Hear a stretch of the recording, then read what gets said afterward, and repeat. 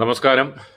ഇന്നത്തെ ടോപ്പിക്ക് നമ്മൾ എടുക്കാൻ പോകുന്നത് കുളിമുറി, ബാത്റൂം, പിന്നെ ടോയ്ലറ്റ്, അതായത് ശൗചാലയം എങ്ങനെയാണ് വൃത്തിയായിട്ട് നമ്മൾ സൂക്ഷിക്കേണ്ടതും, എന്തൊക്കെ ബാക്ടീരിയാസ് അണുക്കളാണ് നമ്മുടെ ബാത്റൂമിനുള്ളിൽ ഒളിഞ്ഞിരിക്കുന്നത്, അല്ലേ? നാം എല്ലാവരും ഒരു വ്യക്തിയുടെ ഒരു പ്രൈവസി അല്ലെങ്കിൽ അതിൽ കീപ്പ് ചെയ്ത് നമ്മൾ ബാത്റൂം യൂസ് ചെയ്യുന്നതാണ്. രാവിലെ എല്ലാവരും ശൗചാലയം, പിന്നെ കുളിക്കാനായിട്ട് കുളിമുറികൾ യൂസ് ചെയ്യുന്നതാണ്. ഈ മുറികളിൽ വളരെയധികം ഇതായിട്ടിരിക്കുന്ന അണുബാധകൾ നമ്മളെ എങ്ങനെയാണ് അവരെ നശിപ്പിക്കേണ്ടതെന്നും അവരെ എങ്ങനെയാണ് വൃത്തിയാക്കി സൂക്ഷിക്കേണ്ടതെന്നും അങ്ങനെ ഒരുപാട് കാര്യങ്ങൾ നമ്മൾ മനസ്സിലാക്കേണ്ടതാണ്. പിന്നെ നമ്മൾ ടോയ്ലറ്റിൽ, ശൗചാലയത്തിൽ യൂസ് ചെയ്യുന്ന ആ ഫ്ലഷിൻ്റെ ഫൗസെറ്റുകൾ ഇതെല്ലാം വളരെ നല്ലതായിട്ട് വൃത്തിയാക്കി സൂക്ഷിക്കേണ്ടതാണ്. പിന്നെ വാഷ് ബേസിന്, ബാത്റൂമിലുള്ള വാഷ് ബേസിൻ തുടങ്ങിയ കാര്യങ്ങൾ എങ്ങനെ വൃത്തിയാക്കി, എത്ര ഫ്രീക്വൻസിയിലാണ്, എത്ര ദിവസം അല്ലെങ്കിൽ എങ്ങനെയൊക്കെയാണ് നമ്മൾ വൃത്തിയാക്കേണ്ടത്, എന്തൊക്കെ ഇക്വിപ്മെൻറ്റ്സ് അല്ലെങ്കിൽ എന്തൊക്കെ മെറ്റീരിയൽസ് ആണ് നമ്മളവിടെ യൂസ് ചെയ്യേണ്ടത്, ക്ലീനിങ് ഏജൻസ് അല്ലേ, സൊല്യൂഷൻസും കെമിക്കൽസൊക്കെ നമ്മൾ ക്ലീൻ ചെയ്യേണ്ടതെന്ന് പറഞ്ഞ് വിശദമായിട്ട് അതിനെക്കുറിച്ച് ഞാൻ ക്ലാസ്സിൽ പറയുന്നതായിരിക്കും. ഓക്കെ, അപ്പോൾ എൻ്റെ മലയാളത്തിൻ്റെ വാക്കുകൾ എന്തെങ്കിലും ഉണ്ടെങ്കിൽ എന്നോട് ക്ഷമിക്കുക. ഓക്കെ, എനിക്ക് മലയാളം അത്രയും വശമില്ലാത്തതുകൊണ്ടാണ് ഞാൻ പിന്നെയും റിപ്പീറ്റഡായിട്ട് എപ്പോഴും പറയുന്നത് എല്ലാ ക്ലാസ്സിലും. അപ്പോൾ ശ്രദ്ധിച്ച് കേൾക്കുക. Thank you. നമ്മൾ ഇന്ന് ഘട്ടം ഘട്ടമായിട്ടുള്ള വൃത്തിയാക്കലും അണുവിമുക്തകളും ആണ് നമ്മൾ ഉദ്ദേശിക്കുന്നത്. ഡിസിൻഫെക്റ്റ് ചെയ്യുക, അതിൻ്റെ എങ്ങനെയൊക്കെയാണ് പ്രിപ്പറേഷൻ ചെയ്യേണ്ടതെന്നും നമ്മൾ ഓരോ സ്റ്റെപ്പായിട്ട് പഠിക്കാം. ഓക്കെ, ബാത്റൂമിൽ നമ്മൾ ബാത്റൂം ക്ലീൻ ചെയ്യാൻ ഉദ്ദേശിക്കുമ്പോൾ നമ്മൾ നല്ല രീതിയിൽ വായു സഞ്ചാരം ഉണ്ടാവണം. ഒന്നുകിൽ കതകൾ അല്ലെങ്കിൽ ജനാലകൾ തുറന്നിടുക, നല്ല രീതിയിൽ കാറ്റുകൾ വരുകയും നല്ലൊരു സർക്കുലേഷൻ ആ ബാത്റൂമിനുള്ളിൽ ഉണ്ടാവുകയും ചെയ്യണം. അല്ലെങ്കിൽ നമ്മുടെ എക്സോസ്റ്റ് ഫാൻ ഓണായിരിക്കണം, എയർ സർക്കുലേഷൻ നല്ലതായിട്ടുണ്ടാകണം.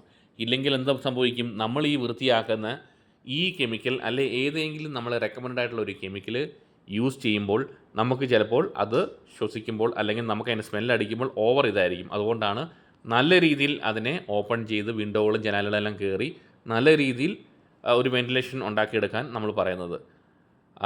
അതുപോലെ തന്നെ ഓരോ കെമിക്കലും പല രീതിയിലുള്ള ഇതാണ്. ചിലതിന് ഭയങ്കര വീര്യം കൂടുതലായിരിക്കും, ഭയങ്കര ഗ്യാസിയസ് ഒരു ഫ്യൂംസ് ആയിരിക്കും വരുന്നത്. ചിലപ്പോൾ നമുക്ക് ചില കെമിക്കലുകൾ യൂസ് ചെയ്യുമ്പോൾ ബാത്റൂം ക്ലീൻ ചെയ്യാൻ ചിലപ്പോൾ നമുക്ക് അതിൻ്റെ മണം ബുദ്ധിമുട്ടായിരിക്കും. അപ്പം അത് നമ്മൾ പ്രത്യേകം ശ്രദ്ധിക്കണം. നമ്മൾ മാസ്ക് ധരിക്കുക, പിന്നെ നമ്മളുടെ പ്രോപ്പർ ഒരു ഗ്ലൗസ്, ഒന്നുകിൽ അത് സിംഗിൾ യൂസ് ഗ്ലൗസ് ആണെങ്കിൽ അല്ലെങ്കിൽ റബ്ബർ ഗ്ലൗസ്, കഴിവതും നിങ്ങൾ റബ്ബർ ഗ്ലൗസ് യൂസ് ചെയ്ത്, കാരണം ടോയ്ലറ്റുകൾ എന്ന് പറഞ്ഞാൽ വളരെയധികം അണുക്കളും ബാധകളൊക്കെ ഉള്ള ഇതാണ്. അപ്പോൾ നമ്മൾ കഴിവതും റബ്ബർ ഗ്ലൗസ് യൂസ് ചെയ്യുക, നല്ല കട്ടിയുള്ള റബ്ബർ ഗ്ലൗസ്. പിന്നെ ഓരോ സാധനവും നമുക്ക് എന്തൊക്കെയാണ് വേണ്ട സാധനങ്ങളെല്ലാം അറേഞ്ച് ചെയ്തതിന് ശേഷം നമ്മൾ നല്ലതായിട്ട് വേണം നമ്മൾ എല്ലാ PPE, അതായത് പേഴ്സണൽ പ്രൊട്ടക്റ്റീവ് എക്യുപ്മെൻ്റ് എന്ന് പറയും, മാസ്കുകൾ അല്ലെങ്കിൽ ഒരു ഇതായിട്ട് ഒന്നുകിൽ നമുക്ക് ഷൂസ് പോലത്തെ, വീടുകളിൽ ഹോസ്പിറ്റലുകളിലാണെങ്കിൽ എല്ലാം ഫുള്ള് നമ്മൾ PPE ഇട്ട് വേണം ചെയ്യാനായിട്ട്. വീട്ടിലാണെങ്കിലും നമ്മൾ വൃത്തിയായിട്ട് നമ്മൾ വാഷ്റൂം നല്ല രീതിയിൽ ക്ലീൻ ചെയ്യാൻ ഉദ്ദേശിക്കുന്ന വ്യക്തികളാണെങ്കിൽ, ഫുൾ പ്രൊട്ടക്ഷനായിട്ട് ചെയ്യാൻ ഉദ്ദേശിക്കുന്ന വ്യക്തികളാണെങ്കിൽ നമുക്ക് അതിൻ്റെ ഫുൾ PPE സെറ്റ് ഉണ്ട്, മാർക്കറ്റിൽ അവൈലബിൾ ആണ്. ആപ്രൺ ഉണ്ട്. ഇതെല്ലാം കഴുകി നമുക്ക് രണ്ടാമത് യൂസ് ചെയ്യാവുന്ന കാര്യങ്ങളാണ്. നമുക്ക് നല്ല വൃത്തിയായിട്ട് കഴുകുകയും വേണം. ബൂട്ട്സ് ഉണ്ട്, ലോങ് ബൂട്ട്സ് ഉണ്ട്. പിന്നെ ഗ്ലൗസുകളുണ്ട്, നല്ല കട്ടിയുള്ള റബ്ബർ ഗ്ലൗസുകളുണ്ട്. അപ്പം ഇതെല്ലാം യൂസ് ചെയ്ത് വേണം നമുക്ക് നല്ലതായിട്ട് വൃത്തിയാക്കാനായിട്ട്.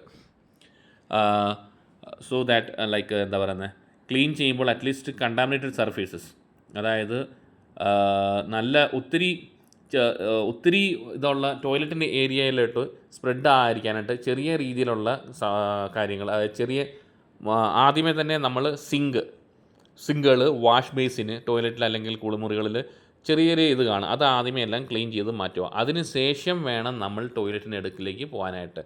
ടോയ്ലറ്റ് ബൗൾ, നമ്മൾ യൂറോപ്യൻ ബൗൾസുകളാണ് യൂറോപ്യൻ ക്ലോസറ്റുകളാണ് നമ്മൾ യൂസ് ചെയ്യുന്നത്. ആ ടോയ്ലറ്റ് ബൗളിനെ ക്ലീൻ ചെയ്യാനായിട്ട് നമ്മൾ ഒന്നുകിൽ ടോയ്ലറ്റ് ക്ലീനറുകൾ, ഹാർപ്പിക്ക് അല്ലെങ്കിൽ ഏതെങ്കിലും നല്ല ക്ലീനറുകൾ പല മാർക്കറ്റിൽ ഒത്തിരി അവൈലബിൾ ആണ്. അതിനെ ബാത്റൂം ക്ലീൻ ചെയ്യാൻ സ്പെഷ്യലി ഉണ്ടാക്കിയേക്കുന്ന സ്പെഷ്യലായിട്ടുള്ള ഒരു ഇതുണ്ട്. അപ്പോൾ അത് നമ്മൾ ആ ഒരു സൊല്യൂഷൻ നമ്മൾ യൂസ് ചെയ്യാം. പല രീതിയിലുള്ള ഇതാണ് നമ്മളെ മാർക്കറ്റിൽ അവൈലബിൾ ആയിട്ടുണ്ട്. അപ്പം അത് നമ്മൾ എന്ത് ക്ലീനറാണ് യൂസ് ചെയ്യുന്നത്, ബ്ലീച്ചിങ് പൗഡർ ആകാം. പക്ഷേ ടോയ്ലറ്റിനുള്ളിൽ ബ്ലീച്ചിങ് പൗഡർ പോയാൽ ചിലപ്പം ബാത്റൂമിനുള്ളിലെ സെപ്റ്റിക് ടാങ്കിലെ അണുക്കൾ ചിലപ്പം പാരസൈറ്റ് ചിലപ്പം ചാനുള്ള സാധ്യത. അതുകൊണ്ട് നമ്മൾ എന്താണ് റെക്കമെൻഡ് ആയിട്ടുള്ള ഹാർപ്പിക് അങ്ങനെ തുടങ്ങിയ സംഭവങ്ങൾ നമുക്ക് ക്ലീൻ ചെയ്യാനുള്ള റെക്കമെൻഡ് ആയിട്ടുള്ള സാധനം മാത്രം നമ്മൾ യൂസ് ചെയ്യുക. സോ അതുകൊണ്ട് ആദ്യമേ നമ്മൾ ബാത്റൂമിൻ്റെ ഉള്ളിൽ ബാത്റൂം തറകൾ, ഓക്കെ, പിന്നെ മേളിലുള്ള സൈഡ് ഭിത്തികൾ, ഷെൽഫുകൾ, പിന്നെ ഈ സിങ്കുകൾ, ഇതെല്ലാം വാഷ് ബേസിൻ്റെ പടികൾ, ഇങ്ങനെയുള്ള കാര്യങ്ങൾ നമ്മൾ ആദ്യമേ ക്ലീൻ ചെയ്യുക. നമ്മൾ ആദ്യമേ എവിടെ ക്ലീൻ ചെയ്യണം നമ്മൾ തീരുമാനിക്കുക ആദ്യമേ, ഓക്കെ. ടോയ്ലറ്റ് ഭാഗത്തിലേക്ക് പോകുമ്പോഴത്തേക്കിനും കൂടുതലാണ് അവിടുത്തെ അണുബാധകൾ. അതുകൊണ്ട് അത് നമ്മൾ ക്ലീൻ ചെയ്യുമ്പോൾ ചിലപ്പോൾ അവിടെ ഇവിടെയും തൊട്ടേച്ചും പിന്നെ നമ്മൾ അവിടെ ക്ലീൻ ചെയ്തിട്ട് പിന്നെ നമ്മൾ തിരിച്ച്, അല്ലെങ്കിൽ ഫോർ എക്സാമ്പിൾ ഉദാഹരണത്തിന് നിങ്ങൾ ആദ്യമേ പോയി ടോയ്ലറ്റ് ക്ലീൻ ചെയ്തു, അതിനുശേഷം വീണ്ടും വന്ന് നിങ്ങൾ വാഷ് ബേസിൻ അല്ലെ സിങ്കുകൾ ഇല്ല അതിൻ്റെ പടികൾ ക്ലീൻ ചെയ്യാൻ നിന്നാൽ എന്തായിരിക്കും എൻ്റെ അവസ്ഥ? സിമ്പിളായിട്ട് പറയുവാണെന്നുണ്ടെങ്കിൽ നമ്മൾ കുളിക്കുമ്പോൾ ഫേസ് വാഷ് നമ്മൾ ചെയ്യണം, അല്ലേ? നമ്മൾ കാലും കൈയും അല്ലെങ്കിൽ നമ്മുടെ പ്രൈവറ്റ് പാർട്ട് ഏരിയകൾ ക്ലീൻ ചെയ്യുന്ന ശേഷം നമ്മൾ തിരിച്ച് ആ സെയിം കൈ കൊണ്ട് സോപ്പും കൊണ്ട് മുഖത്ത് പുരട്ടുമോ? ഇല്ല, അങ്ങനെ ചെയ്യാൻ പാടില്ല. അത് തെറ്റായ കാര്യമാണ്.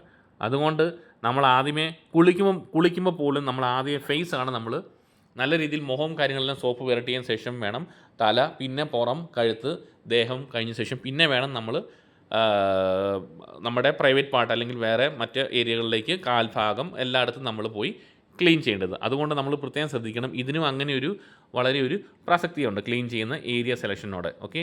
അതുകൊണ്ടാണ് ഞാൻ ഇത്രയും ടൈം എടുത്ത് നിങ്ങളോട് ഡീറ്റെയിൽ ആയിട്ട് പറയുന്നത്. അപ്പോൾ മെയിനായിട്ട് ശ്രദ്ധിക്കേണ്ടത്, നമുക്ക് പ്രിപ്പറേഷൻ ചെയ്യുന്നത് നല്ല വായു സഞ്ചാരം വേണം, എക്സോസ്റ്റ് ഫാൻ അല്ലെങ്കിൽ ഓണായിരിക്കണം, ഗ്ലൗസുകൾ ധരിക്കണം, റബ്ബർ ഗ്ലൗസ് ആകാം, പ്രൊട്ടക്റ്റീവ് എന്ത് സാധനവും നിങ്ങൾ എത്രമാത്രം ധരിക്കുന്നോ അത്രമാത്രം നല്ലതാണ്. നമ്മൾ ഓർക്കും, എന്തിനാണ് ഇതൊക്കെ ധരിക്കുന്നത്, ഒന്നും പ്രശ്നമൊന്നുമില്ല, ഇതൊന്നും വലിയ കാര്യമൊന്നുമില്ല, വലിയ പ്രാസക്തിയൊന്നുമില്ല എന്ന് നമ്മൾ ധരിക്കും. പക്ഷേങ്കിൽ അങ്ങനെയല്ല. നമ്മളറിയത്തില്ല, ഒരാഴ്ച കഴിയുമ്പോൾ 2 ആഴ്ച കഴിയുമ്പോൾ നമുക്ക് പനി വരുന്നു.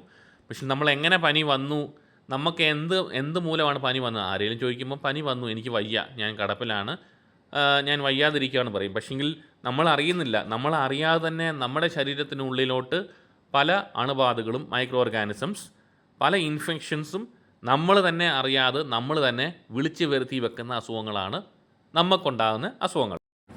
നമ്മളിങ്ങനെ പറയപ്പെടും, prevention is better than cure എന്ന് ഇംഗ്ലീഷിൽ പറയും. അതായത് പ്രതിരോധമാണ് ചികിത്സയേക്കാൾ നല്ലത്, അല്ലേ? പ്രതിരോധമാണ് ചികിത്സയേക്കാൾ നല്ലത്. നമ്മൾ ഒരു അസുഖം ഉണ്ടാകുന്ന മുമ്പേ നമ്മൾ എങ്ങനെ തടയാം, എങ്ങനെ അതിനെ പ്രിവെൻറ്റ് ചെയ്യാം എന്നാണ് നമ്മൾ നോക്കേണ്ട കാര്യങ്ങൾ, അല്ലേ? എന്തെങ്കിലും അസുഖങ്ങൾ വരുമ്പോൾ ബാത്റൂമിൽ നമ്മൾ ഒരുപാട് കാര്യങ്ങൾ ശ്രദ്ധിക്കാത്ത ഒത്തിരി കാര്യങ്ങളുണ്ട്. അപ്പം ഒരുപാട് കാര്യങ്ങൾ നമ്മൾ പഠിക്കേണ്ടി. ഇപ്പോൾ അടുത്ത ഇതിലേക്ക് നമുക്ക് പോകാം.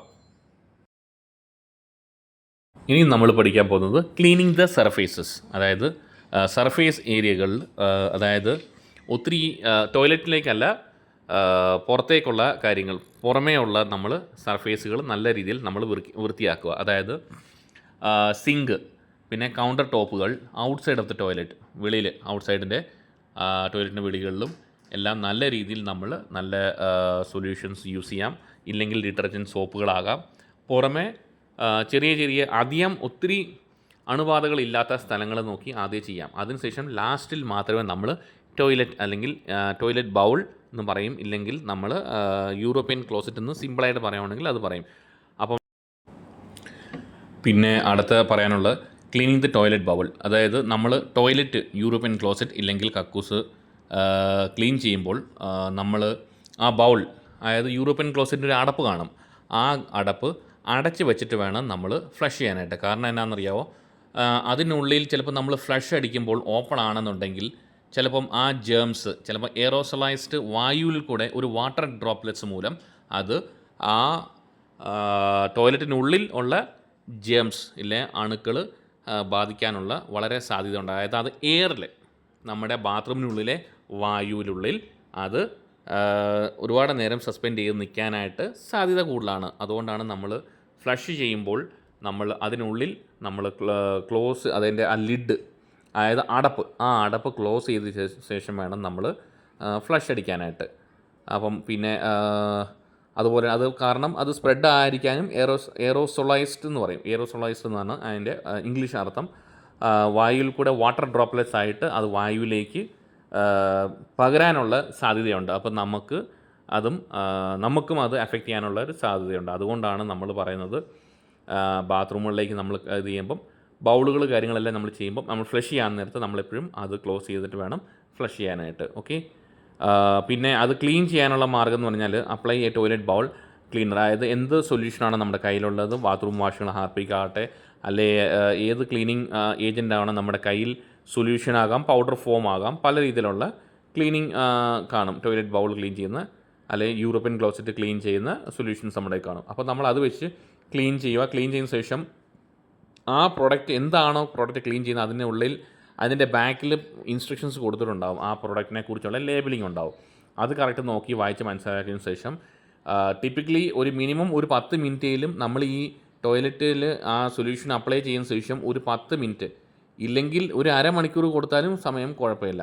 കാരണം നമ്മൾ ഈ സൊല്യൂഷൻ അപ്ലൈ ചെയ്യുന്ന ശേഷം നമ്മൾ അവിടെ നല്ല രീതിയിൽ പുരട്ടിയതിന് ശേഷം ആ കക്കൂസിൽ ബൗളിനുള്ളിൽ ക്ലോസറ്റിനുള്ളിൽ നമ്മൾ ഇത് നല്ലതായിട്ട് ബ്രഷ് വെച്ച് തേച്ച് പിടിപ്പിച്ചതിന് ശേഷം നല്ല രീതിയിൽ ക്ലീൻ ചെയ്യുന്ന ശേഷം ഒരു സമയം കൊടുക്കണം. അതായത് ആ കീടാണുകളും ആ അണുക്കളും ചാകാനായിട്ടുള്ള ഒരു സമയം കൊടുക്കണം. ഒരു കോൺടാക്ട് ടൈം എന്ന് പറയും. അപ്പോൾ മിനിമം 10 മിനിറ്റാണ്. 10 മിനിറ്റ് കൂടിയാലും ആരും വഴക്ക് പറയാൻ പോകുന്നില്ല.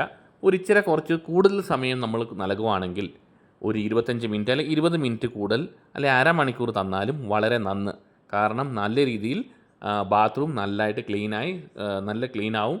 അപ്പോൾ അണുബാധകളിൽ നിന്ന് നമുക്ക് ഫ്രീ ആയിട്ട് ഇത് ചെയ്യാം. അപ്പോൾ നമുക്ക് ടോയ്ലറ്റ് യൂസ് ചെയ്യാം. ഓക്കെ. നല്ലതായിട്ട് അതിൻ്റെ ഉള്ളിലെ ഇന്നർ വാൾസിനെ നല്ലതായിട്ട് ടോയ്ലറ്റ് ബ്രഷ് വെച്ച് നല്ലതായിട്ട് നമ്മൾ ക്ലീൻ ചെയ്തതിന് ശേഷം നമ്മൾ ഫ്ലഷ് ചെയ്യണം. നമ്മൾ നല്ല രീതിയിൽ തേച്ച് വരച്ച് നമ്മൾ നല്ലതായിട്ട് ക്ലീൻ ചെയ്യുന്ന ശേഷം നല്ലതായിട്ട് നമ്മൾ ഫ്ലഷ് ചെയ്ത് വിടുക. ഓക്കെ. അപ്പം ഇതാണ് നല്ല രീതിയിൽ നമ്മൾ ക്ലീൻ ചെയ്യേണ്ട കാര്യങ്ങൾ. ഓക്കെ. അപ്പോൾ ഫ്ലഷ് ചെയ്യേണ്ടത് നമ്മളെപ്പോഴും ഫ്ലഷ് ചെയ്യുന്ന സമയത്ത് നമ്മൾ വാഷ്റൂമിൽ നമ്മൾ പോകുമ്പോൾ ഫസ്റ്റ് ഫ്ലഷ് നമ്മൾ അടിച്ചിരിക്കണം. അത് അടിക്കുമ്പോഴത്തേക്കിന് എന്തെങ്കിലും അണുബാധകളുണ്ടെങ്കിൽ ആ എയറോസൊലൈസ്ഡ് ആയിട്ട് നമ്മുടെ വായുവിലേക്ക് പകരാതിരിക്കാൻ വേണ്ടിയാണ് ഫസ്റ്റ് ഇനീഷ്യൽ ഒരു ഫ്ലഷ് അടിച്ചതിന് ശേഷം പിന്നെ നമുക്ക് യൂസ് ചെയ്യാം. അപ്പോൾ ക്ലീൻ ചെയ്യാനുള്ള മാർക്ക് ഇതാണ്. ഇത് അപ്ലൈ ചെയ്യുന്ന ശേഷം ഈ സൊല്യൂഷൻ അപ്ലൈ ചെയ്യുക. 10 മിനിറ്റ് സമയം കൊടുക്കുക. Contact period of time. Okay. അതിൻ്റെ കോൺടാക്ട് ടൈം നമ്മൾ പറയും. അതായത് ആ അണുക്കൾ ചാനുള്ള സമയം നമ്മൾ ഈ സൊല്യൂഷൻ ഒഴിച്ച് ക്ലീൻ ചെയ്ത് ജസ്റ്റ് തേച്ച് പുരട്ടി വെച്ച് വിടുക. പിന്നെ അത് കഴിഞ്ഞ ശേഷം വേണം നമ്മൾ നല്ലതായിട്ട് തേച്ച് ഉരച്ച് കഴിച്ചും ഫ്ലഷ് അടിക്കാനായിട്ട്. ഓക്കെ. ഇതാണ് ക്ലീനിങ് ദി ടോയ്ലറ്റ് ബൗൾ അല്ലെങ്കിൽ വൃത്തിയാക്കൽ എങ്ങനെ വാഷ്റൂം ചെയ്യണം. എന്നിട്ട് നമ്മുടെ കയ്യിലുള്ള അതെല്ലാം കഴിഞ്ഞ ശേഷം നമ്മുടെ കയ്യിലുള്ള ഗ്ലൗസും ഇതെല്ലാം ഊരിയിട്ട് നല്ല രീതിയിൽ നമ്മൾ കൈ വൃത്തിയായിക്കോണം. ഓക്കെ.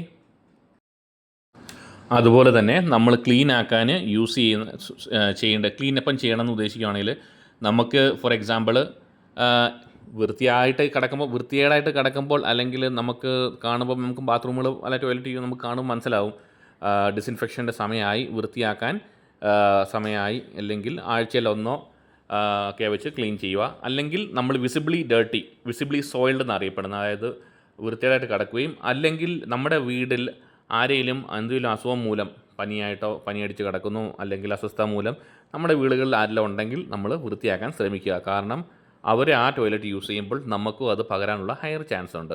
അപ്പോൾ അത് മാക്സിമം നമ്മൾ ശ്രദ്ധിക്കണം. പിന്നെ നമ്മൾ എന്ത് സാധനമാണ് നമ്മൾ യൂസ് ചെയ്യേണ്ടത്, പ്രൊഡക്റ്റ് ഏത് സാധനം വെച്ചാണ് നമ്മൾ വാഷ്റൂം അല്ലെങ്കിൽ ടോയ്ലറ്റ് ക്ലീൻ ചെയ്യേണ്ടത്, അത് റെക്കമെൻഡ് ആയിട്ടുള്ള മാർക്കറ്റിൽ ഒരുപാട് സാധനങ്ങൾ അവൈലബിൾ ആണ്. നമ്മൾ എന്ത് സാധനമാണെങ്കിലും ആ സാധനത്തിന് ഒരു സർട്ടിഫിക്കേഷൻ കാണും. EPA എന്ന് കാണും, എൻവയോൺമെൻറ്റൽ പ്രൊട്ടക്ഷൻ ഏജൻസി. അത് അംഗീകാരമുള്ള US-ൻ്റെ അംഗീകാരമുള്ള നമ്മുടെ മാർക്കറ്റിൽ വരുന്ന ഒരുപാട് സൊല്യൂഷൻസ് ഉണ്ട്. നമ്മൾ ഹോസ്പിറ്റലുകളിൽ യൂസ് ചെയ്യുന്ന എല്ലാം EPA കവേർഡ്, EPAയുടെ അപ്രൂവലുള്ള, അതായത് അതൊരു അംഗീകാരമാണ് ആ പ്രൊഡക്റ്റ് അവർ ഒരു സാധനം മാർക്കറ്റിലേക്ക് പ്രൊഡക്റ്റ് ഇറങ്ങാൻ മുമ്പേ അവർ ലാബുകളിൽ ഈ വൈറസുകൾ അല്ലെ ബാക്ടീരിയകളിനെ വെച്ച് അവരത് ടെസ്റ്റ് പാസ്സാക്കും. ആ ഒരു ടെസ്റ്റ് പാസ്സാക്കി ആ ലാബിൽ ആ ടെസ്റ്റ് പാസ്സാക്കി ആ പ്രൊഡക്റ്റ് വിപണിയിലേക്ക് ഇറങ്ങുമ്പോൾ ആണ് നമ്മൾ എന്നിട്ടേ അവർ ആ പാസ്സായതിന് ശേഷം മാത്രമേ അവർ വിപണിയിലേക്ക് ഈ പ്രൊഡക്റ്റ് ഇറങ്ങത്തുള്ളൂ. ഓക്കെ. അപ്പോൾ ഈ സാധനം പുതിയതായിട്ടൊന്ന് ഇൻട്രൊഡ്യൂസ് ചെയ്യുകയും ഇംപ്ലിമെൻറ്റ് ചെയ്യാനും നമ്മൾ മാർക്കറ്റിലേക്ക് ഇത് വരുമ്പോൾ ഇതിനൊരു അംഗീകാരം എന്ന് പറഞ്ഞാൽ എൻവയൺമെൻറ്റൽ പ്രൊട്ടക്ഷൻ ഏജൻസി എന്ന് പറയും. അതൊരു രജിസ്റ്റേർഡ് ഒരു ഇതാണ്, ഹൗസ് ഹോൾഡ് ഡിസിൻഫെക്റ്റൻ്റ്. ഓക്കെ, അത് വേണം നമുക്ക്, ആ ഒരു അംഗീകാരം വേണം അതിൻ്റെ ആ പ്രൊഡക്റ്റിൽ. നമ്മൾ ഇത്രയും നമ്മൾ ശ്രദ്ധിക്കത്തില്ല, പക്ഷേ ഞാൻ ജസ്റ്റ് പറഞ്ഞതേ ഉള്ളൂ.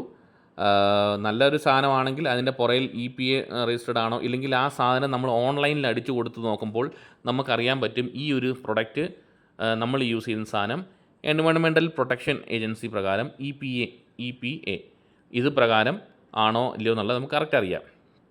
അതല്ലെന്നുണ്ടെങ്കിൽ നമുക്ക് ബ്ലീച്ച് സൊല്യൂഷൻ അല്ലേ, ഡയലൂട്ടഡ് ബ്ലീച്ച് സൊല്യൂഷൻ ഒരു 4-5 ഒരു 4 to 5 സ്പൂൺസ്, ഒരു 4-5 സ്പൂണുകൾ 1 ലിറ്റർ വെള്ളത്തിൽ ബ്ലീച്ചിങ് പൗഡറുകൾ കലക്കി നമുക്ക് യൂസ് ചെയ്യാവുന്നതാണ്. നമ്മുടെ വാഷ്റൂമുകൾ, ടോയ്ലറ്റിൻ്റെ അകം, തറകളെല്ലാം നമുക്ക് നല്ലതായിട്ട് ക്ലീൻ ചെയ്യാം. പക്ഷേ ഏത് സൊല്യൂഷൻ യൂസ് ചെയ്താൽ പോലും നമ്മൾ വളരെയധികം ശ്രദ്ധിക്കേണ്ടത് ആ സൊല്യൂഷൻ നമ്മുടെ കണ്ണിൽ തെറിക്കാതിരിക്കാനും നമ്മുടെ ദേഹത്തേക്ക് ചിലപ്പം അത് അസിഡിക് നേച്ചറായിരിക്കും. ഓക്കെ, നമ്മൾ ഏത് സാധനം യൂസ് ചെയ്യാനും ചിലപ്പം ഈ ഓരോ കെമിക്കലിനും അതിൻ്റെതായിട്ടുള്ള ഓരോ നേച്ചറുണ്ട്. അസിഡിക് ഉണ്ട്, ആൽക്കലൈൻ ഉണ്ട്, അങ്ങനെ പല രീതിയിലുള്ള നേച്ചറുള്ള സാധനമുണ്ട്. ചിലപ്പോൾ ഇത് രണ്ടും കൂടെ മിക്സ് ആകുമ്പോൾ ചിലപ്പോൾ അത് വേറെ ഒരു ഇൻഫെക്ഷ്യസ് അല്ലെങ്കിൽ ഒരു കാർസിനോജിക് എഫക്റ്റ്, അത് വളരെയധികം ചിലപ്പോൾ ഹാംഫുൾ ആയേക്കാം. അപ്പോൾ അത് ചിലപ്പോൾ നമ്മളെ എഫക്റ്റ് ചെയ്യുന്നിരിക്കാം. അപ്പോൾ അതുകൊണ്ട് നമ്മളത് കറക്റ്റ് ഏത് സാധനമാണ് നമ്മൾ യൂസ് ചെയ്യുന്നത് അതിൻ്റെ ബ്ലീച്ചിങ്ങും സൊല്യൂഷനും കാര്യങ്ങളെല്ലാം നല്ല വിശദ വിവരങ്ങൾ ആ സൊല്യൂഷൻ്റെ ബാക്കിൽ എഴുതിയിട്ടുണ്ടാകും. അത് പ്രകാരം ആ പ്രൊഡക്റ്റ് പ്രകാരം ക്ലീനിങ് ഇൻസ്ട്രക്ഷൻസ് പ്രകാരം വേണം നമ്മളത് ചെയ്യാനായിട്ട്. പിന്നെ ഈ വക കാര്യങ്ങൾ ഒരിക്കലും മേളത്തെ തട്ടിൽ ഒരിക്കലും ഒരു സാധനവും, ഒരു ലിക്വിഡ് സാധനവും, ഒരു പൊടിയുള്ള സാധനവും പകുതി അടപ്പ് തുറന്ന് വെക്കുകയും അല്ലെങ്കിൽ നമ്മൾ മേളിൽ കയറ്റി വെക്കുകയും പിള്ളേർ കൈ പിടിച്ചെത്താതിരിക്കാൻ അങ്ങനെയൊക്കെ നോക്കി നമ്മൾ മേളിൽ കയറ്റി വെക്കും. ഒരു പക്ഷേ ചിലപ്പോൾ ആ സാധനം ചിലപ്പോൾ നമ്മുടെ ദേഹത്തേക്കോ തലയിലേക്കോ വീഴാൻ സാധ്യതയുണ്ട്.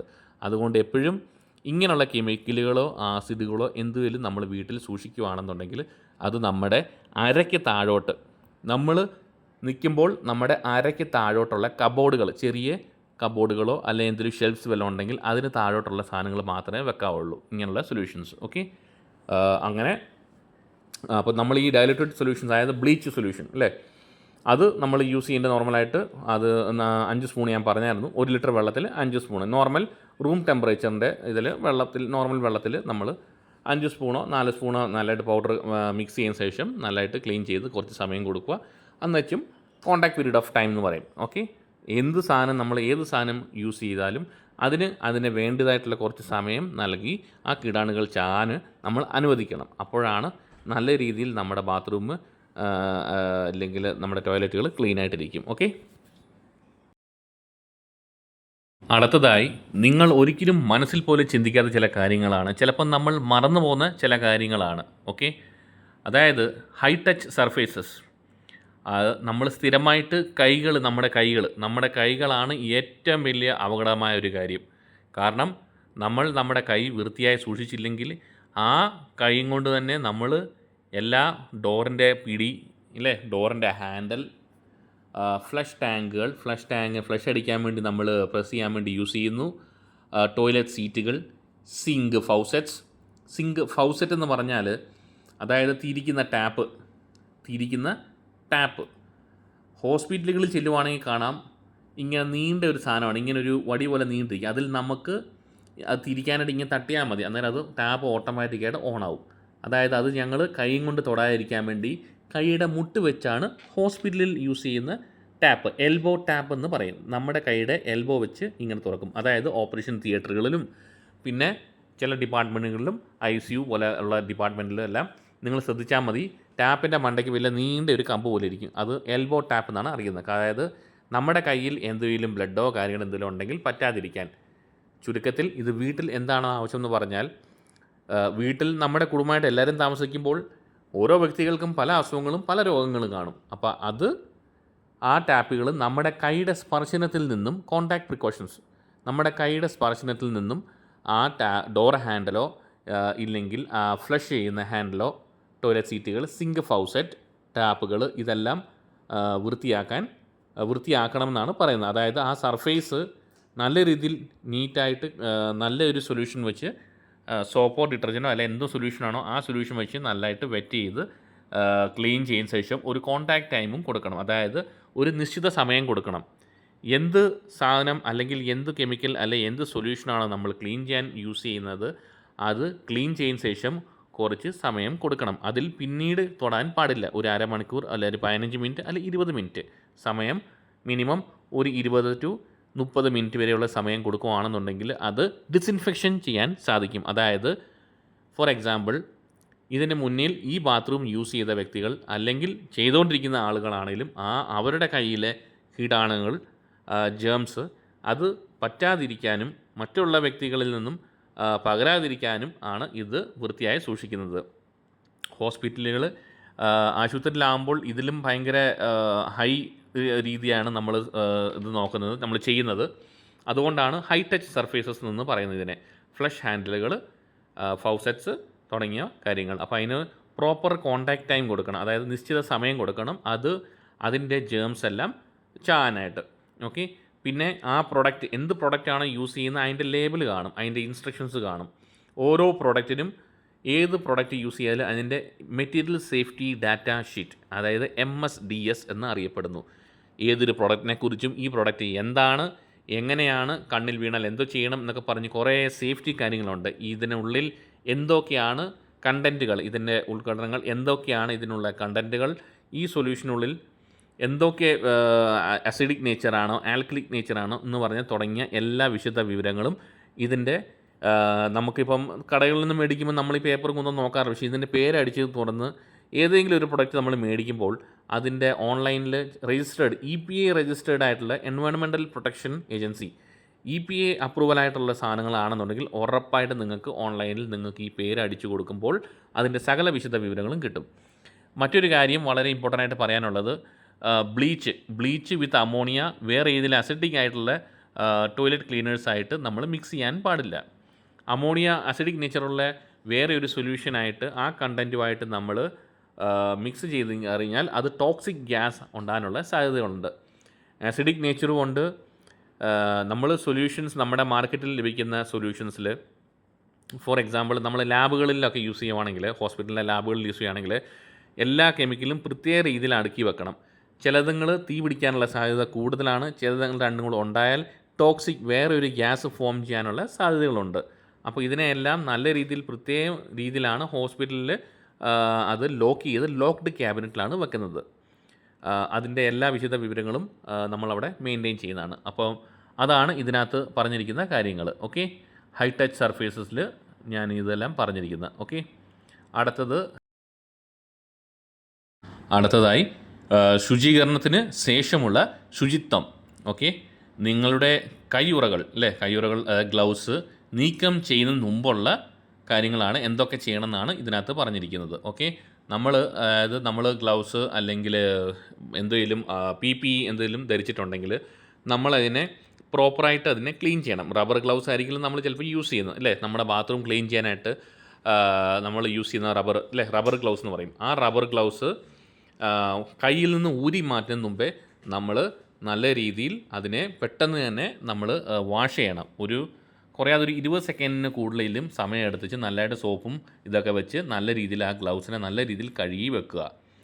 പിന്നെ മറ്റൊരു കാര്യം എന്ന് പറഞ്ഞാൽ, നിങ്ങളിപ്പം നിലവിൽ നിങ്ങളുടെ വീടുകളിൽ ഏതെങ്കിലും രോഗിയെ നോക്കുകയോ എന്തെങ്കിലും സ്പെസിഫിക് ആയിട്ടുള്ളൊരു രോഗം, അല്ലെങ്കിൽ ഫോർ എക്സാമ്പിൾ ഉദാഹരണത്തിന് പറയുവാണെങ്കിൽ COVID-19 പോലെ രോഗി, ഓക്കെ, ഇല്ലെങ്കിൽ വയറ്റിലെ വയറിളക്കമോ കാര്യങ്ങളോ അല്ലെങ്കിൽ എന്തെങ്കിലും അസുഖമൊക്കെ ആയിട്ടുള്ള ഒരു വ്യക്തിയുണ്ട്, അല്ലെങ്കിൽ എന്തെങ്കിലും പ്രത്യേക രീതിയിലുള്ള അസുഖമായിട്ടുള്ള ഒരു ഇൻഫെക്റ്റഡ് അസുഖമായിട്ടുള്ള വ്യക്തികളെ നമ്മൾ ഡീൽ ചെയ്യുമ്പോൾ ശ്രദ്ധിക്കേണ്ട കാര്യങ്ങളാണ്. അതായത് നമുക്ക് അതിനനുസരിച്ചുള്ള പ്രൊഡക്റ്റുകൾ നമ്മൾ യൂസ് ചെയ്യണം. അപ്പോൾ അതിനുള്ള വേണ്ട നിർദ്ദേശങ്ങൾ ഞാൻ നിങ്ങൾക്ക് ലഭിക്കാം, അല്ലെങ്കിൽ നിങ്ങൾക്ക് നൽകാം ഞാൻ. അപ്പോൾ അതിന് നിങ്ങൾ ഒരു കമൻറ്റിൽ ഇട്ടാൽ മതി. ഓക്കെ, കമൻറ്റ് ബോക്സിൽ നിങ്ങളുടെ കമൻറ്റ് ചെയ്യുക.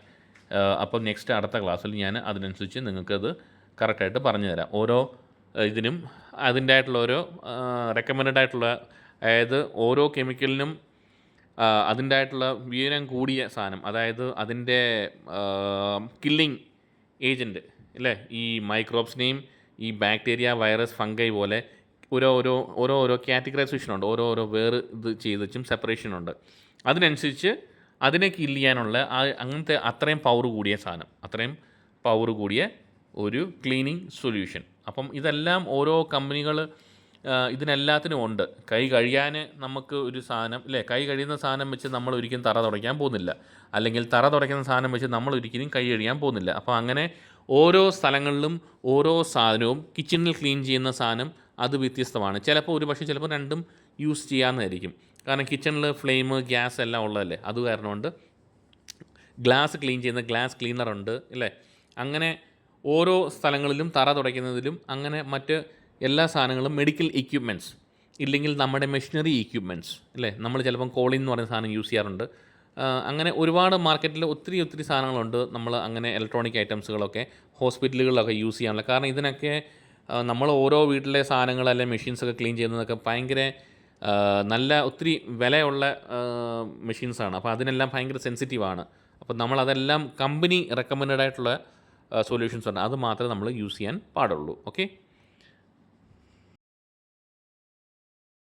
അടുത്തതായി നമ്മൾ പഠിക്കാൻ പോകുന്നത് ബാക്ടീരിയാസാണ്. നമ്മുടെ ടോയ്ലറ്റിൽ പലതരത്തിലുള്ള ബാക്ടീരിയസ് ഉണ്ട്. ഇത് ഭയങ്കരമായിട്ട് എഫക്റ്റ് ചെയ്യുന്നൊരു സാധനമാണ്. അതായത് നമ്മൾ നല്ല രീതിയിൽ ബാത്റൂം ക്ലീൻ ചെയ്യാതെ, നമ്മൾ നല്ല രീതിയിൽ ബാത്റൂമുകൾ, ടോയ്ലറ്റുകൾ ഇതൊന്നും നല്ല രീതിയിൽ ക്ലീൻ ചെയ്തില്ലെന്നുണ്ടെങ്കിൽ അത് വളരെയധികം നമ്മുടെ ശരീരത്തെ ബാധിക്കുകയും ചെയ്യും. ആ അസുഖങ്ങൾ മൂലം നമ്മൾ അസുഖക്കാരായി കടപ്പിലാവുകയും ചെയ്യും. അപ്പോൾ ബാക്ടീരിയാസിൽ കോളൈ, ഈസ്റ്റീരിച്ചിയ കൊളായി എന്ന് പറയും ഇല്ലേ. കൊളായി എന്നാണ് ഷോർട്ട് ഫോമിൽ അറിയപ്പെടുന്നത്. അത് മനുഷ്യ സ്റ്റൂളിൽ മലത്തിലാണ് ഇത് കാണപ്പെടുന്നത്. ഓക്കെ. പിന്നെ ഇതിനെ പ്രത്യേക രീതിയിലുള്ള സ്ട്രെയിൻസ് ഉണ്ട്. ഇത് നമ്മുടെ വയർ സംബന്ധമായ എന്തെങ്കിലും പ്രശ്നങ്ങളോ കാര്യങ്ങളോ ഡിസ്ട്രസ്സുകളോ വരുമ്പോഴാണ് ഇങ്ങനെയുള്ള ഓരോ സാധനങ്ങൾ ഇത് വരുമ്പോഴത്തേനും നമുക്ക് വയറ്റിൽ പല അസ്വസ്ഥതകളും ഉണ്ടാകാറുണ്ട്. അടുത്തതായി സാൽമോണെല്ല. ഇത് ആക്ച്വലി നമ്മുടെ വയറ്റിൽ ഡയറിയ, ലൂസ് മോഷൻ ഇങ്ങനെയുള്ള ഇതിലെല്ലാം ഡയറിയയിലെല്ലാം പലതരം അസുഖങ്ങളും പല ബാക്ടീരിയാസും പ്രകാരം വരുന്ന ഡയറിയ ഉണ്ട്. അപ്പോൾ ഇത് സാൽമോണല്ല എന്ന് പറയുന്നൊരു ബാക്ടീരിയ എഫക്റ്റ് ചെയ്ത് അതിനുള്ളിൽ ജേംസ് കാണും, അണുക്കളുണ്ട്. ഓക്കെ. കീടാണുകൾ അല്ലെങ്കിൽ കൃമികൾ പോലത്തെ അങ്ങനെ സാധനങ്ങളുണ്ട്. അപ്പം അത് അങ്ങനെയുള്ള സാഹചര്യത്തിൽ അത് പെട്ടെന്നാണ് നമ്മൾ നല്ല രീതിയിൽ കൈ കഴിയില്ല, നമ്മൾ ബാത്റൂമിൽ പോയതിന് ശേഷം ടോയ്ലറ്റ് പോയതിന് ശേഷം നല്ല രീതിയിൽ നമ്മൾ കൈ കഴിയാതെ നമ്മൾ എവിടെയെങ്കിലും തൊടുവോ കാര്യങ്ങളൊക്കെ ചെയ്യുകയാണെന്നുണ്ടെങ്കിൽ അത് ഉറപ്പായിട്ടും മറ്റൊരു വ്യക്തിയിലേക്ക് അത് പകരാനുള്ള സാധ്യതയുണ്ട്. ഞാൻ കഴിഞ്ഞ ക്ലാസ്സിൽ പറഞ്ഞായിരുന്നു കോൺടാക്ട് പ്രിക്കോഷൻസ് എന്ന് പറയും. അതായത് പ്രോപ്പറായിട്ട് നമ്മൾ ടച്ചിൽ അല്ലേ, നമ്മളൊരു സ്ഥലത്ത് നമ്മൾ ടേബിള്, കസേര, മേശ, ഡോർ ഹാൻഡിൽ, ഫ്രിഡ്ജിൻ്റെ ഹാൻഡിൽ അല്ലേ, കൈ കഴിയാതെ നമ്മൾ മറന്നുപോയി എവിടെയെല്ലാം തൊടുന്നുണ്ടോ അവിടെ എല്ലാം ഫുള്ള് നമ്മൾ സ്പ്രെഡ് ചെയ്തുകൊണ്ടിരിക്കുകയാണ്. അതിനാണ് ബാത്റൂമിൽ പോയതിന് ശേഷം നമ്മൾ എപ്പോഴും നല്ല രീതിയിൽ കൈകൾ കഴുകുകയും നല്ല വൃത്തിയായിട്ട് സോപ്പ് തേച്ച് നല്ല രീതിയിൽ കഴുകിയിട്ട് വേണം നമ്മൾ യൂസ് ചെയ്യാനായിട്ട്. വേണ്ടി വന്നാൽ വീട്ടിൽ പല അസുഖങ്ങളൊക്കെ ഉള്ള വ്യക്തികളാണെന്നുണ്ടെങ്കിൽ ഹാൻഡ് സാനിറ്റൈസർ മേടിച്ച് വെക്കാവുന്നതാണ്. അതും മാർക്കറ്റിൽ ലഭ്യമാണ്, നിങ്ങൾക്ക് എല്ലാവർക്കും അറിയാവുന്നതാണ്. പിന്നെ അടുത്തത് ഷിജില്ല എന്ന് പറയും. അത് വളരെയധികം ഹൈലി കണ്ടാജിയസ് ഒരു ബാക്ടീരിയ ആണ്. അതും ഡയറിയയിൽ കാണപ്പെടുന്ന ഒരു ബാക്ടീരിയ ആണ്. അത് 5 ദിവസത്തോളം അതിന് ശക്തിയുണ്ട് നമ്മുടെ അറ്റ്മോസ്ഫിയറിൽ ഇരിക്കാനായിട്ട്. അപ്പം മിനിമം 5 ദിവസം, അതായത് ടോയ്ലറ്റ് സീറ്റിൽ കാണും ഈ ബാക്ടീരിയ.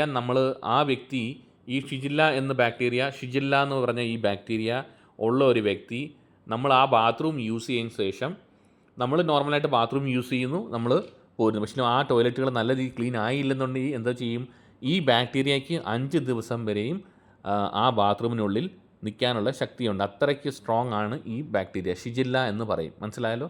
അതായത് ടോയ്ലറ്റ് സീറ്റുകൾ നമ്മളിപ്പോൾ യൂറോപ്യൻ മാക്സിമം പ്രായമുള്ളവരും ഇപ്പോൾ എല്ലാവരും മാക്സിമം കഴിവതും യൂസ് ചെയ്യുന്ന ഇന്ത്യൻ സ്റ്റൈൽ അല്ലാതെ യൂറോപ്യൻ ക്ലോസറ്റാണ്. ഇപ്പോൾ ഈ യൂറോപ്യൻ ക്ലോസറ്റിൽ ഉള്ള ചില കാര്യങ്ങളാണ് ഞാനിത് പറഞ്ഞു തരുന്നത് കേട്ടോ. അപ്പോൾ ഇതൊക്കെ ടോയ്ലറ്റ് സീറ്റുകളിലൊക്കെ ഇരിക്കുമ്പോൾ മറ്റൊരു വ്യക്തി ഇരുന്ന് വെച്ച് നമ്മൾ ഇരിക്കുമ്പോഴത്തേക്കിനും യൂസ് ചെയ്യുമ്പോഴത്തേക്കിനും അത് ആ ഒരു ബാക്ടീരിയ നമ്മളിൽ നിന്ന് യൂസ് ചെയ്യാനുള്ള, നമ്മുടെ സ്വന്തം വീട്ടിൽ നിന്ന് തന്നെ മറ്റൊരു വ്യക്തിയിൽ നിന്നും തന്നെ നമുക്ക് സ്പ്രെഡ് ആകാനുള്ളൊരു ചാൻസ് ഉണ്ട്. പിന്നെ അടുത്തതായി കാണുന്നത് സ്റ്റഫിലോകോക്കസ് ഒറിയസ് എന്ന് അറിയപ്പെടുന്നു. അത് മനുഷ്യത്തിൻ്റെ ചർമ്മത്തിൽ, അതായത് സ്കിന്നിൽ ഉണ്ടാകുന്ന ഒരു കാര്യമാണ്. Okay, widely on bathroom fixtures like ഫൗസെറ്റുകൾ, കൗണ്ടർ ടോപ്സുകൾ. ഫൗസെറ്റ് എന്ന് പറഞ്ഞാൽ മറ്റേ ടാപ്പ്, കൈ കൊണ്ട് തിരിക്കുന്ന ടാപ്പുകൾ. ഇത് ഹ്യൂമൻ സ്കിന്നിലാണ് ഉണ്ടാകുന്നത്. നമ്മുടെ മനുഷ്യ ശരീരത്തിലുള്ള സ്കിന്നുകളിലാണ് ഇത് കാണപ്പെടുന്നത്. സ്റ്റഫിലോകോക്കസ് ഓറിയസ് എന്ന് പറയും. അപ്പം ഇതിനെ പിന്നെ നമ്മൾ ബാത്റൂം യൂസ് ചെയ്യുന്ന ശേഷം നമ്മൾ നല്ല രീതിയിൽ കൈ കഴിയില്ലെന്നുകൊണ്ട് എന്ത് ചെയ്യും, നമ്മൾ ആ കൈ വെച്ച് നമ്മൾ ബാത്റൂം ഡോർ ഹാൻഡിൽ പിടിക്കും, ഫ്ലഷ് ടാങ്കിൻ്റെ ഫ്ലഷിൻ്റെ ഹാൻഡിലെ നമ്മൾ പിടിക്കും അല്ലേ. അപ്പോൾ നമ്മുടെ കയ്യിൽ നിന്നും മറ്റൊരു വ്യക്തിയിലേക്ക് ആകാനുള്ള ഹയർ ചാൻസസ് ആണ് സ്റ്റഫിലോകോക്കസ് ഓറിയസ് എന്ന് അറിയപ്പെടും. പിന്നെയുള്ളത് ക്ലോസ്ട്രിയോഡൈറ്റ്സ് ഡിഫിസൈൽ എന്ന് പറയും.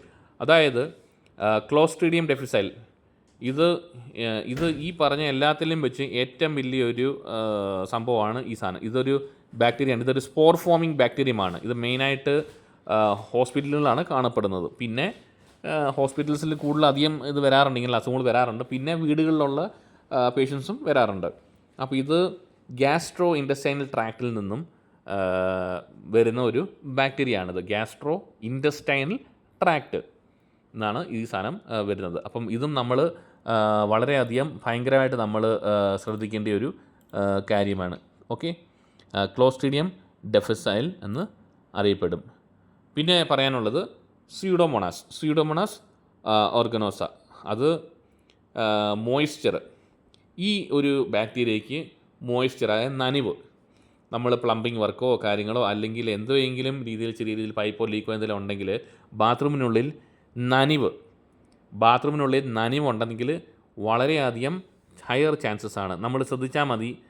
നമ്മൾ മാളുകളിലോ അല്ലെങ്കിൽ എവിടെയെങ്കിലും വലിയ കോംപ്ലക്സുകളിലൊക്കെ വലിയ ഹോട്ടലുകളിലൊക്കെ പോകുമ്പം അവിടെ എല്ലാവരും ബാത്റൂം എല്ലാം അവരെപ്പോഴും ക്ലീൻ ചെയ്ത് എപ്പോഴും അവർ വെള്ളം വടിച്ച് കളയും. കാരണം അത് ഡ്രൈ ആയിട്ട് നല്ല വൃത്തിയായിട്ട് ഇരിക്കാനായിട്ട്. കാരണം എപ്പോഴും എല്ലാവരും യൂസ് ചെയ്യുന്ന കാര്യങ്ങളല്ലേ ഈ ബാത്റൂമെല്ലാം. അപ്പോൾ അതുകൊണ്ട്, കാരണം അതൊരു കോമൺ പബ്ലിക് റെസ്റ്റ് റൂം അല്ലെങ്കിൽ ടോയ്ലറ്റാണ് നമ്മൾ യൂസ് ചെയ്യുന്നത്. പിന്നെ ഈ നനവിൽ ഈ സാധനത്തിന് ഭയങ്കരമായിട്ട് ബാക്ടീരിയ ഫോർമേഷൻ ഉണ്ടാവും. മോയ്സ്ചറാണ് ഈ ബാക്ടീരിയയ്ക്ക് വേണ്ടത്. സ്യൂഡോമോണാസ് എറിഗുനോസ എന്ന് പറയും. പിന്നെ ഷവർ ഹെഡ് എന്ന് പറയുമ്പോൾ നമ്മുടെ ഷവറുകൾ, ബാത്റൂമിലെ ഷവറുകൾ, അവിടുന്ന് അത് നമ്മൾ എപ്പോഴും വെള്ളം അതിന് വീണുകൊണ്ടിരിക്കുകയല്ലേ. അപ്പോൾ അതിൻ്റെ ഷവർ ഹെഡ് പോലും നമ്മൾ നല്ല വൃത്തിയായിട്ട് കഴിയണമെന്നാണ് പറയുന്നത്. പിന്നെ സിങ്കിൻ്റെ ഡ്രെയിൻസ്, ബാത്ത് ടബ് ആകാം, വാഷ് ബേസിൻ ഉണ്ടെങ്കിൽ അതിൽ നിന്നാക്കാം. ഈ സിങ്കുകളിൽ നിന്നും ഡ്രെയിൻസ്, നമ്മൾ ഈവൻ ഡ്രെയിനുകൾ, നമ്മുടെ കിച്ചണിലെ ഡ്രെയിൻ പോലും ഭയങ്കര ഒരു ഹാംഫുള്ളായിട്ടുള്ള ഇതാണ് അല്ലേ. നമ്മുടെ കിച്ചണിൽ ഷവർ ഹെഡ്സ് ഇതെല്ലാം നല്ല രീതിയിൽ വൃത്തിയായിട്ട് വാഷ് ചെയ്തില്ലെങ്കിൽ ആ നനവിൽ നിന്നും കണ്ടിന്യൂസ് എപ്പോഴും വെള്ളം പെയ്ത് ആ ഷവർ ഹെഡിൽ നിന്നും നമ്മൾ നല്ല വൃത്തിയായിട്ട് ക്ലീൻ ചെയ്യുന്നതാണ്. ഇതൊക്കെ നമ്മുടെ ഹോസ്പിറ്റലുകളിലാണെങ്കിൽ ഫോർ എക്സാമ്പിൾ ഒരു രോഗിക്ക് നല്ല രീതിയിൽ ഷവർ ഹെഡ് വേണമെന്ന് പറയുവാണെങ്കിൽ നല്ല രീതിയിൽ ഒന്ന് കുളിക്കണം എന്നൊക്കെ പറയുന്നത് അവർ കുളിക്കല്ലോ. ഒബ്വിയസ്ലി ഹോസ്പിറ്റലിൽ നിൽക്കുമ്പം അവർ കുളിക്കാറുണ്ട് ഇല്ലേ. അപ്പോൾ അങ്ങനെ നോർമലായിട്ട് ചില പേഷ്യൻസിന് തന്നെ സ്വയം കുളിക്കുന്നവരുണ്ട്.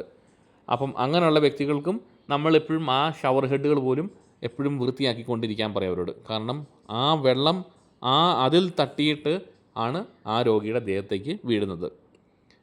ഫോർ എക്സാമ്പിൾ കാർഡിയാക് കേസസിൽ CIBG ബൈപ്പാസ് സർജറി പിന്നെ ഈ ബൈപ്പാസ് സർജറി പോലത്തെ പേഷ്യൻസിന് ചിലപ്പോൾ നമ്മൾ ഷവർ ബാത്ത് കൊടുക്കാറുണ്ട് അല്ലേ.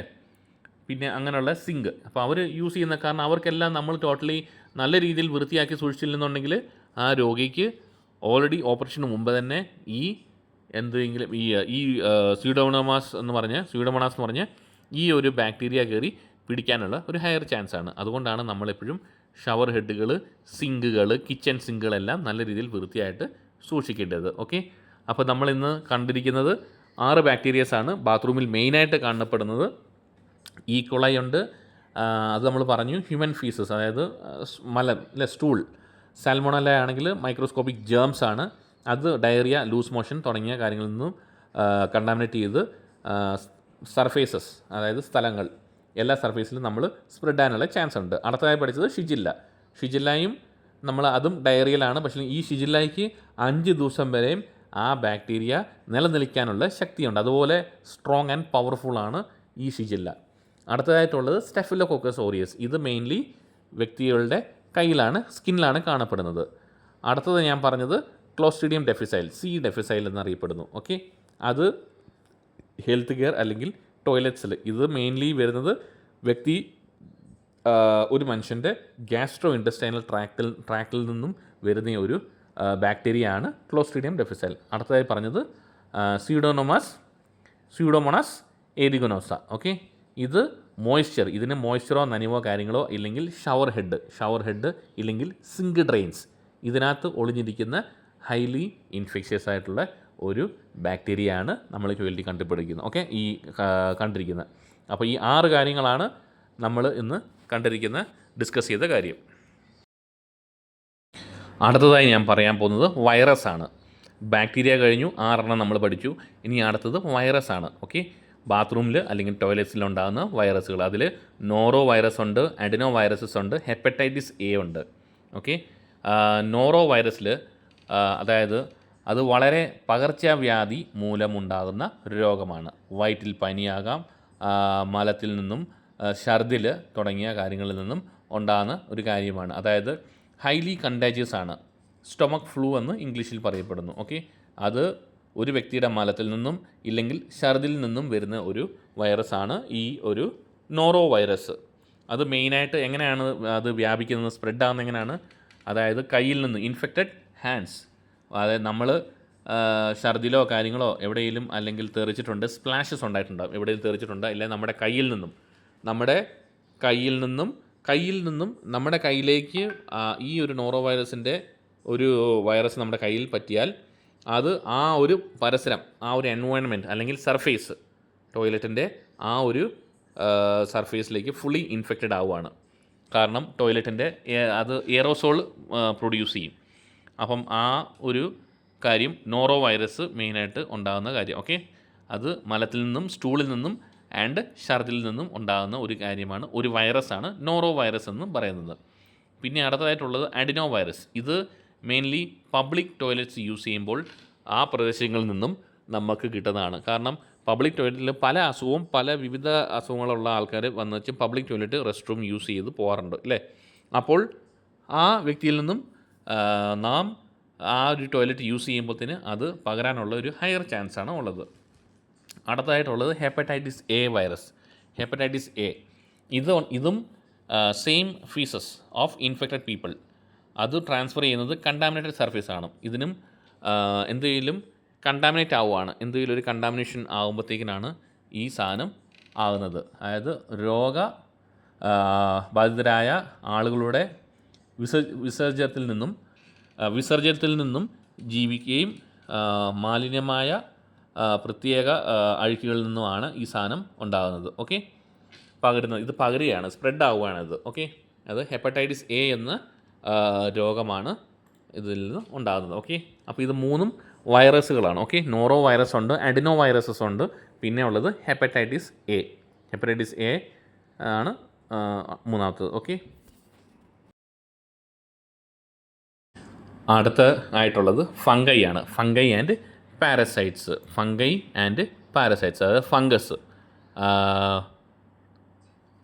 ഓക്കെ, ഫംഗസ് ആണ് അടുത്തതായിട്ടുള്ളത്. അതായത് പൂപ്പലിൽ നിന്നും ഉണ്ടാകുന്ന ഇത്, കുളിമുറിയിൽ നിന്നും പൂപ്പൽ കാര്യങ്ങൾ, ഈർപ്പം മൂലം ഉണ്ടാകുന്ന എൻവയോൺമെൻറ്റിൽ ബാത്റൂമിൽ ചിലപ്പോൾ ഈർപ്പം കെട്ടിക്കിടക്കുക, അല്ലെങ്കിൽ ചിലപ്പം ഒരു ഹ്യൂമിഡ് കണ്ടീഷൻസ് ആയിരിക്കും. അപ്പോൾ ഇങ്ങനെയുള്ള സാഹചര്യങ്ങൾ മോൾഡ് ആൻഡ് മൈൽഡ്യൂ എന്ന് പറയും.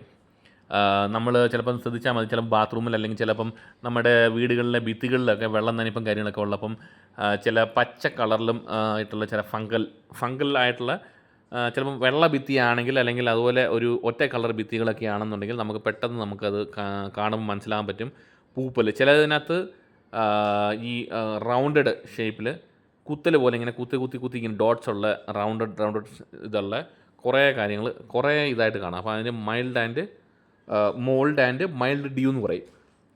ഓക്കെ, ഇത് മെയിനായിട്ട് ഉണ്ടാകുന്ന ഈ ഫംഗസ് മെയിനായിട്ട് ഉണ്ടാകാനുള്ള കാരണം എന്ന് പറഞ്ഞാൽ ഈർപ്പം മൂലമാണ്, പിന്നെ ഹ്യൂമിഡ് കണ്ടീഷൻ മൂലമാണ് ഉണ്ടാകാനുള്ള കാരണം. പിന്നെ ഉള്ളത് പാരസൈറ്റ്സ് ആണ്. പാരസൈറ്റ്സ് അതൊരു ഫംഗൈയുടെ ഇതാണ്.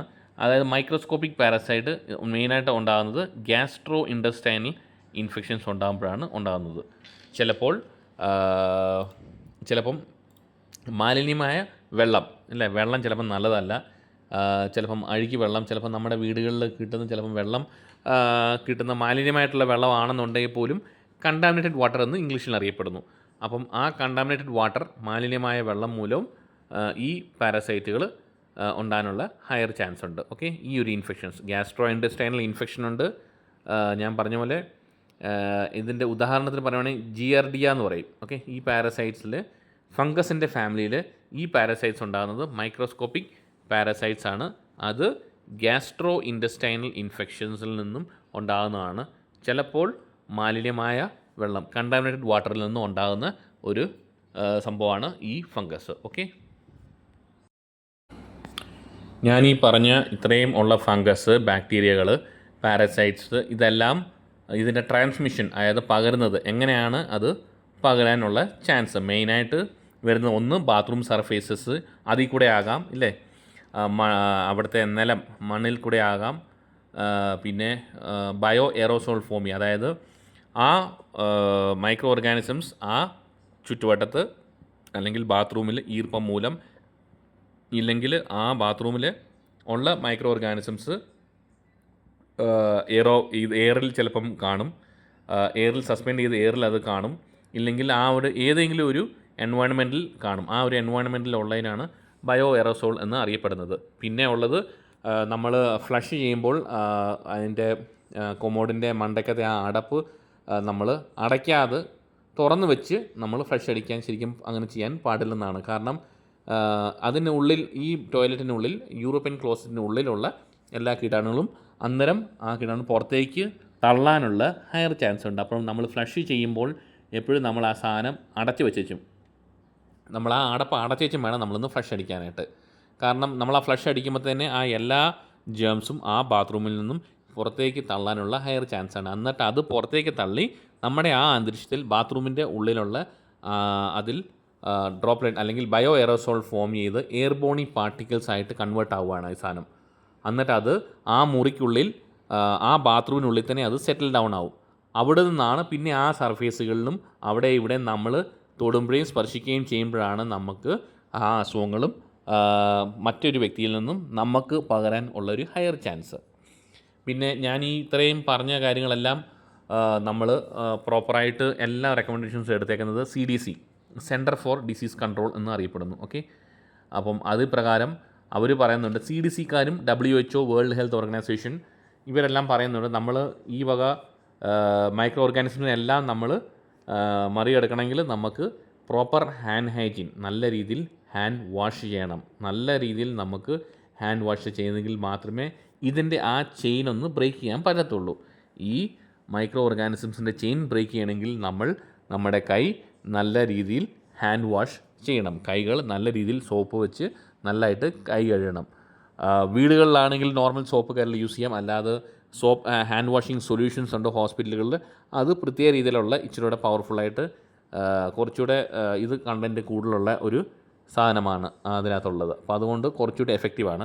അപ്പോൾ അതുകൊണ്ട് നിങ്ങൾ വീടുകളിലുള്ളപ്പം നല്ല രീതിയിൽ സോപ്പിട്ട് നല്ലതായിട്ട് ഹാൻഡ് വാഷ് ചെയ്തതിന് ശേഷം മാത്രമേ ആ ബാത്റൂമിൽ നിന്നും പുറത്തേക്ക് ഇറങ്ങാവുള്ളൂ. കൈ കഴിയാതെ അവിടെ ഇവിടെ ചെന്ന് തൊട്ട് കഴിഞ്ഞാൽ ഡോറിൻ്റെ ഹാൻഡിൽ, ഫ്ലഷ് ഹാൻഡിൽ തുടങ്ങിയ എല്ലാ ഇതിലും നമ്മൾ ആ സർഫേസിൽ തൊടുമ്പോൾ നമുക്ക് മറ്റൊരു വ്യക്തി, നമ്മുടെ രോഗാണുക്കൾ മറ്റൊരു വ്യക്തിയിലേക്ക് ട്രാൻസ്ഫർ ആകാനുള്ള ഒരു ഹയർ ചാൻസാണ്. ഓക്കെ,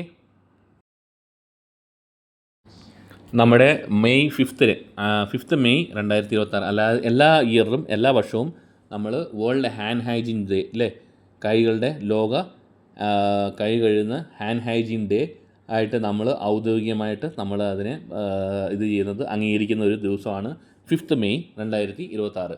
അതായത് നല്ല രീതിയിൽ കൈകൾ ഹാൻഡ് വാഷ് ചെയ്യണം എന്ന് പറഞ്ഞ്. ഓക്കെ, അപ്പോൾ നമ്മൾ പ്രത്യേകം ശ്രദ്ധിക്കുക, നമ്മളെപ്പോഴും നമ്മൾ ബാത്റൂം കാര്യങ്ങളിലൊക്കെ പോകുമ്പോഴത്തേന് നല്ല രീതിയിൽ ഹാൻഡ് വാഷ് ചെയ്യാൻ നമ്മൾ ഇതാകണം. ഓക്കെ.